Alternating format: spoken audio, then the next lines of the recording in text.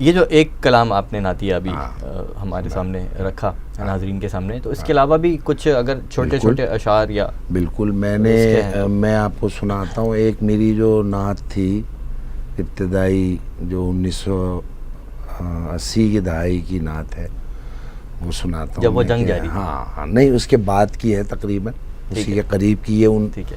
یہ ہے یہ پی ٹی وی کا ایک مشاعرہ ہوا تھا 85 کی ہے یہ نعت بھی، جب وہ نظم ہے جب کی. تو آپ اس میں بھی گئے تھے؟ ہاں مجھے اس میں بلایا گیا تھا، اس میں یہ میں نے نعت پڑھی تھی. ٹھیک ہے. میں بہت کم عمری سے ہی نا مجھے بہت زیادہ پذیرائی ملی ماشاءاللہ. بالکل. اس کی وجہ یہ تھی کہ قدرت کرتی ہے کہ جب آپ یکسو ہوتے ہیں نا، ایک طرف ہو جاتے ہیں، تو بس پھر جو ہے وہاں سے معاملات چل رہے ہوتے ہیں، ایک طرف ہو جاتے ہیں. میں ایک طرف تو ہو گیا تھا. تو وہ تھی نعت کہ جب اس مصور نے جلوہ گاہ جمال احمد کی ابتدا کی. اس میں جو ہے جلوہ گاہ جمال احمد اس دنیا کو کہا ہے کہ جلوہ گاہ ہے، یہ جمال احمد کی جلوہ گاہ ہے. ٹھیک ہے. جب اس مصور نے جلوہ گاہ جمال احمد کی ابتدا کی تو ان نگاہوں سے مہر و ماہ و نجوم کو روشنی عطا کی. واہ واہ سبحان اللہ. جب اس مصور نے جلوہ گاہ جمال احمد کی ابتدا کی تو ان نگاہوں سے مہر و ماہ و نجوم کو روشنی عطا کی. اسی کے دیکھے سے آئینے میں جمال آئینہ ساز ٹھہرا. سبحان اللہ. اسی کے دیکھے سے آئینے میں جمال آئینہ ساز ٹھہرا. وہ پیکر نور جس کے دم سے جہاں میں تعریف ہے خدا کی. وہی ہے فاراں کی چوٹیوں پر، وہی ہے طیبہ کی وادیوں میں. وہی ہے فاراں کی چوٹیوں پر، وہی ہے طیبہ کی وادیوں میں. وہی لباس بشر میں تصویر ہے براہیم کی دعا کی. نبی امی سے آ کے پوچھو مکان اور لامکان کی باتیں.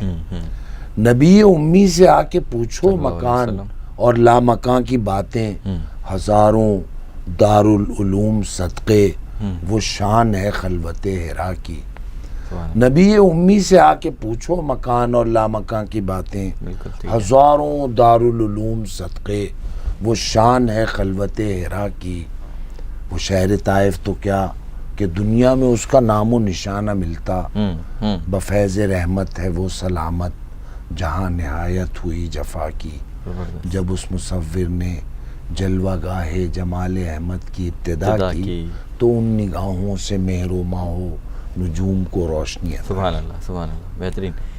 اچھا، اسلام کا جو پورا ایک تصور ہے اس کے اندر ایک اگر ہم تاریخ پہ نظر دوڑائیں تو آپ کا غیر مطالعہ بھی ہے، اس فیلڈ بھی ہے آپ کی، تصوف کا بڑا گہرا تعلق رہا ہے.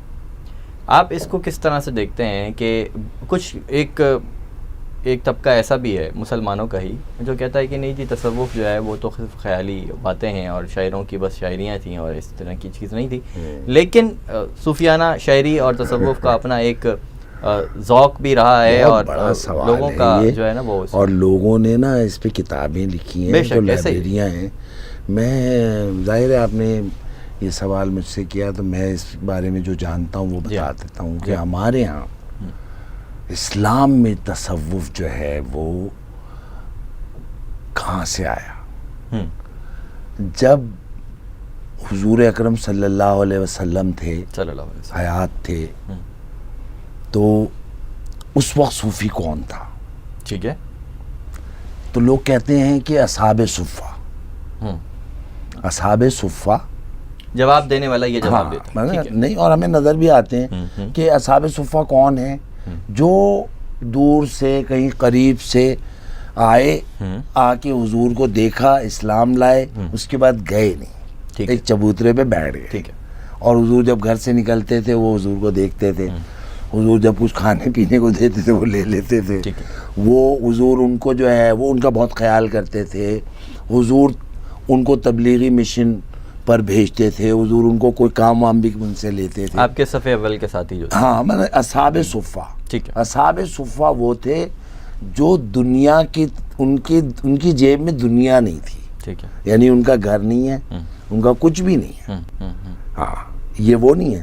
وہ تو اور لوگ بھی ہیں، لیکن یہ بالکل یہ وہ لوگ کہتے ہیں تصوف والے کہ جب میں پوچھتا ہوں، آپ پوچھتے ہیں کہ حضور کے دور میں صوفی کون تھے، لیکن ہم کہہ سکتے ہیں چلیں اصل میں واقعہ کیا ہے کہ جب خلافت ختم ہوئی اور ملوکیت آئی اور ملوکیت نے لوگوں کی گردنیں اڑانا شروع کی، ایسے ہی ہے، اور حد یہ ہے کہ نواسۂ رسول صلی اللہ علیہ وسلم شہید کر دیے گئے، تو اس وقت جو لوگ تھے جی وہ لوگ بعض لوگوں نے اپنی جانیں بچائیں، لوگ یہاں تک آئے، یعنی عبداللہ شاہ غازی جو ہے وہ کوئی 100 ہجری کے بعد کا واقعہ ہے، ٹھیک ہے، ہاں عبداللہ شاہ غازی جب یہاں آ جاتے ہیں کراچی، ٹھیک ہے، اور یہ جو منگو پیر نام کے بزرگ ہیں یہ بھی تقریباً اسی زمانے کے آئے ہوئے، یہ بھی حسنی سادات میں سے، اور سادات خاص طور پہ جگہ جگہ جو ہے نا پوری دنیا میں وہاں سے نکلے، اور حسنی سادات، حسینی سادات، تو وہ پھر ادھر ادھر ہوئے، اور بنو ہاشم کے لوگ، جی اور پھر جو ہے وہ یہ سب لوگ جو ہے نا مشکل میں آئے ہوئے تھے، حضرت ابوبکر جس کی اولادیں، حضرت عمر کی، حضرت عثمان کی، تب سب لوگ جو بھی جو ملوکیت کے پرستار نہیں تھے اور ملوکیت کے سامنے آتے تھے، یا وہ سب خطرے میں تھے۔ یہ وہ وقت ہے کہ جب ہاں یہ وہ وقت ہے کہ میں جہاں تک سمجھتا ہوں کہ جب یہ تصوف کی داغ بیل کا وقت ہے کہ اپنا دین بچاؤ، اپنا دین بچاؤ، اپنے آپ کو بچاؤ، ہاں ابھی چھوڑو، ملت کو چھوڑو، امت کو چھوڑو۔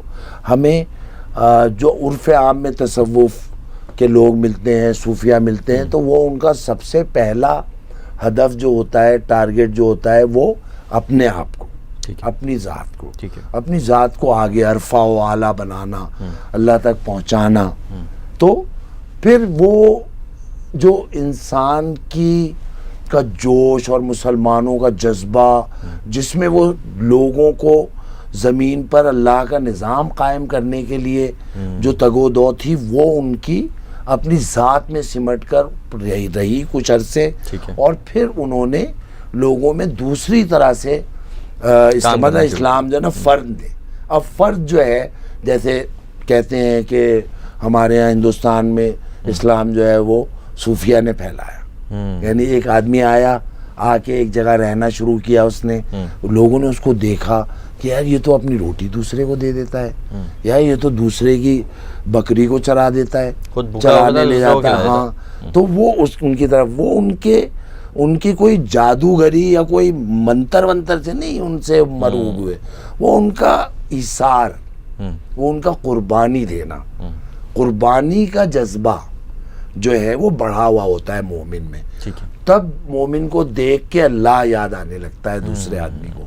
کیوں کہ وہ اس کے برابری سے اس سے نہیں آتا کہ وہ جیسا آدمی دوسرا ہے وہ ویسے ہی ہو جائے گا، نہیں، وہ برائی کو نیکی سے دفع کرنا، یہ اسلام ہے، اور صوفیہ نے وہ کر کے دکھایا، امر بالمعروف اور نہی عن المنکر، ہاں، ہے نا۔ اچھا یہ تو ہے ہی ہے، یہ تو قرآن کی اصطلاح ہے، لیکن اللہ کے رسول صلی اللہ علیہ وسلم نے فرمایا بدی کو نیکی سے دفع کرنا۔ آپ نجاست کو نجاست سے نہیں دھو سکتے، چاہے کتنا بھی کرسٹل ہو، بالکل، لیکن پیشاب ہے، ٹھیک ہے، آپ اس سے کسی چیز کو پاک نہیں کر سکتے۔ وہ دیکھنے میں اگر ایسا بھی ہو سکتا ہے ایک جیسا لگے، پانی جیسا، لیکن وہ ناپاک ہے، ایسی نجاست۔ بدی سے بدی کو نہیں ختم کیا جا سکتا، برائی سے برائی کو نہیں روکا جا، ہاں نیکی سے برائی کو دفع کرنا، یہ ہے اسلام۔ اچھا امر بالمعروف تو وہ نیکی کو پھیلانا اور بدی کو روکنا، وہ بھی قرآن کی اصطلاحیں ہیں۔ پھر روکنا کیسے، اس کا طریقہ حضور صلی اللہ علیہ وسلم نے بتایا، وہ بتایا حضور نے کہ وہ ایسے روکے، یہ نہیں ہے کہ اخلاق سے، اور اخلاق بھی کون سا، جس کے پیچھے اخلاص ہے، اخلاص والا اخلاق، ہاں، خالی خلی اخلاق تو کوئی چیز ہی نہیں ہے، وہ تو ڈیل کارنیگی کا اخلاق ہے، میٹھے بول میں جادو ہے ٹائپ کا، یہ اخلاص ہے، اصل چیز ایک شیشہ ہے، یہ شیشہ ہے، اس کے پیچھے ایک لال سا وہ لگا ہوا ہوتا ہے جس سے یہ آئینہ بن جاتا ہے، بالکل ٹھیک ہے، وہ اخلاص لگا ہوا ہے اس کے پیچھے، جس کو مسالہ کہتے ہیں، مسالہ، زنگار، بالکل، زنگار جو ہے نا وہ اخلاص ہے۔ کہ وہ لگے گا تو یہاں پر شکل نظر آئے گی، ٹھیک ہے، ہاں، ورنہ شیشہ ہی رہے گا. تو اخلاص کے بغیر اخلاق بے معنی ہے. اسلام میں جو اخلاق ہے وہ خلوص کا ہے، وہ خلوص سے پیدا ہوا ہے. تو بہرحال تصوف نے اپنا ایک کام کیا. تصوف کیا ہے کہ ایک اسٹیپ اور آگے بڑھنا.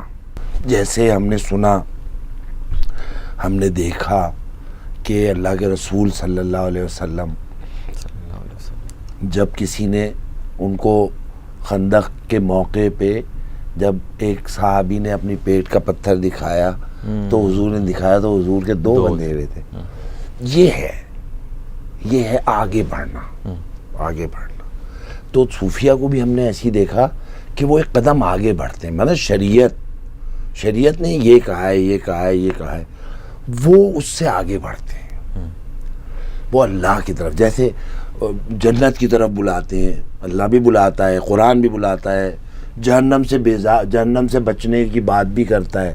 لیکن صوفیہ کیا کہتے ہیں؟ رابعہ بصری، ان کا بہت مشہور واقعہ ہے کہ وہ بھاگی ہوئی جا رہی تھیں اور ان کے ہاتھ میں، ایک ہاتھ میں پیالہ تھا، پانی تھا اس میں، اور ایک ہاتھ میں مشعل تھی، اور وہ کہتی جا رہی تھی کہ آج میں اس جہنم کو اس پانی سے بجھا دوں گی، اور آج اس مشعل سے جو ہے اس جنت کو جلا دوں گی، تاکہ لوگ خوف اور لالچ کے سب کے بنا پر اللہ کی عبادت نہ کریں. صوفیہ پسند نہیں کرتے. صوفیہ لالچ کی وجہ سے اور خوف کی وجہ سے وہ کہتے ہیں ہم اللہ کی عبادت نہیں کرتے، ہم تو اللہ سے محبت کرتے ہیں. یعنی وہ عالم نہیں ہے خالی، وہ عارف بھی ہیں. یعنی ان کا خالی علم نہیں ہے، علم و عرفان، یعنی وہ عرفان کی منزل پر ہیں، وہ جان گئے ہیں بات کیا ہے.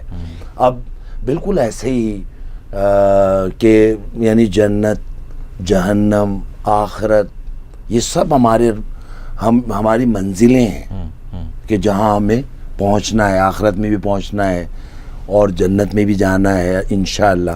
لیکن صوفی کیا کہتا ہے؟ صوفی کہتا ہے نہیں، مجھے اللہ کے پاس جانا ہے، مجھے جو ہے جنت کے میں نہیں جانا ہے مجھے. یعنی وہ ایک طرح سے وہ راستوں کی چیزوں کو چھوڑ کے وہ اللہ کی طرف جانا چاہتا ہے. اچھا، اللہ نے وہ راستے میں بہت ساری چیزیں بچھائی ہوئی ہیں کہ تاکہ آپ کہیں تو رکیں گے، اور اللہ روکنا چاہتا ہے، لیکن وہ لوگ اللہ تک پہنچ جاتے ہیں آزمانے کے لیے. ہاں، وہ آزمانے کے لیے. اس میں جو ہے خیر بھی ہے، یعنی جیسے جنت ہے. اب اقبال کیا کہتے ہیں؟ اقبال کہتے ہیں کہ وائز کمال ترک سے ملتی ہے یہاں مراد. دنیا جو چھوڑ دی ہے تو عقبہ بھی چھوڑ دے. بالکل ایسے ہی ہے. وہ کہہ رہا ہے یہ چھوڑ، دونوں چھوڑ، اللہ کی طرف چل، دونوں چھوڑ. تو یہ بھی صوفیہ ہیں. یعنی ہمارے میر، ہمارے غالب، اقبال، یہ سب صوفیہ ہیں، بڑے بڑے مرشد ہیں یہ لوگ.